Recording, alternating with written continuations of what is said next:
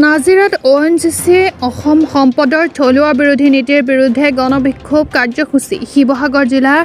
গণসংগঠনসমূহৰ যৌথ সংগ্ৰামী মঞ্চৰ উদ্যোগত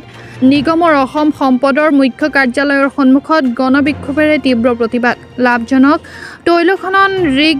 বহিৰাগত পুঁজিপতি কোম্পানীকে গতাই দিয়া কাৰ্যৰ বিৰুদ্ধে এই প্ৰতিবাদী কাৰ্যসূচী গ্ৰহণ কৰে নাজিৰা আৰু শিৱসাগৰ নগৰক তৈল নগৰী হিচাপে ঘোষণা কৰাৰ দাবী প্ৰতিবাদকাৰীৰ চাৱা হওক এই বিষয়ে আমাৰ এক প্ৰতিবেদন শিৱসাগৰৰ পৰা ফাৰহান লস্কৰৰ ৰিপৰ্ট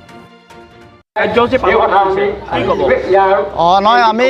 ONGC অসম সম্পদৰ মুখ্য কাৰ্যালয়ত আমি বিক্ষোভ কাৰ্যসূচী ৰাখিছোঁ ইতিমধ্যে আমি সকলো অসমবাসী ৰাইজে জানিছে যে ONGC অসম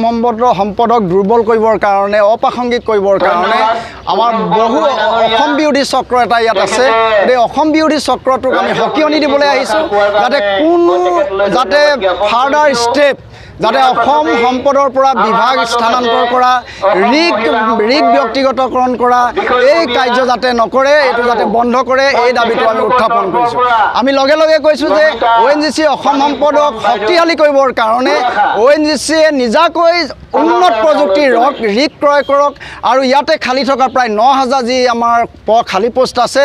এই 9000 পোষ্ট আচলতে থলুৱা নিবনুৱা যুৱক যুৱতীক মকৰল কৰি শীঘ্ৰে নিযুক্তি দিয়াৰ ব্যৱস্থা কৰিবলৈ আমি দাবী জনাইছোঁ গতিকে এই দুটা আমাৰ প্ৰধান দাবী আৰু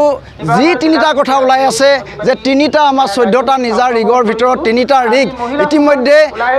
তিনিটা ব্যক্তিগত প্ৰতিষ্ঠানক তেওঁলোকে গতাই দিয়াৰ ইতিমধ্যে চূড়ান্ত কৰিছে এই সিদ্ধান্ত শীঘ্ৰে বাতিল কৰিবৰ কাৰণে আমি দাবী জনাইছোঁ আমি ৰেগুলাৰ এমপ্লয়মেণ্ট নিযুক্তিৰ কাৰণে আমি দাবী জনাইছোঁ যে ONGC তেওঁলোকে ব্যক্তিগত খণ্ডত নি তেওঁলোকে কণ্ট্ৰেকচুৱেলৰ ভিত্তিত আচলতে নিযুক্তি দিয়াৰ যিটো লাইন লৈছে এইটো আমি সমৰ্থন কৰা নাই আমি কৈছোঁ যে ONGCত নিয়মীয়া কৰ্মচাৰী সংখ্যা বৃদ্ধি কৰক ONGCটো আমাৰ সম্পদৰ এই স্থানত আচলতে সৰ্বাংগীন বিকাশ হ'ব লাগিব এইটো এটা আমাৰ ইণ্ডাষ্ট্ৰিয়েল পলিচি এটা ৰিকমেণ্ডেশ্যনৰ ন্যূনতম এইটো মানে নিৰ্দেশনা এই নিৰ্দেশনাটো ফ'ল' কৰিবলৈ আমি দাবী জনাইছোঁ গতিকে এইখিনি কথা লৈ আমি এই দাবী উত্থাপন কৰিছোঁ তৈল নগৰী ঘোষণা কৰিবলৈ কৈছোঁ আমি শিৱসাগৰ আৰু নাজিৰা নগৰক তৈল নগৰী হিচাপে ঘোষণা কৰক আৰু আন্তঃগাঁথনি আৰু সামাজিক উন্নয়নৰ ক্ষেত্ৰত যি ধৰণে ONGCয়ে অৰিহণা যোগাইছে এইটো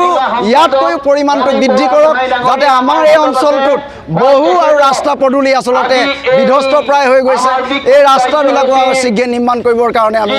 এই কাৰ্যসূচীৰ জৰিয়তে আমি দাবী উত্থাপন কৰিছোঁ ধন্যবাদ